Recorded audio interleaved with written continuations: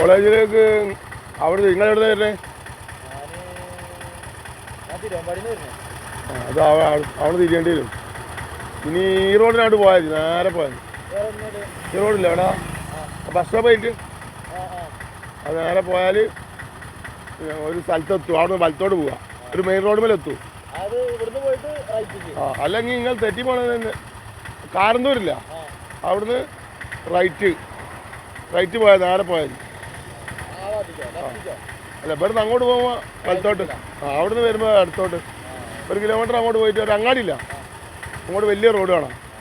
അത് പോയാൽ തെറ്റാനില്ല. ഇത് പിന്നെ കുറേ അയ്യോ വളഞ്ഞു തിരിഞ്ഞു.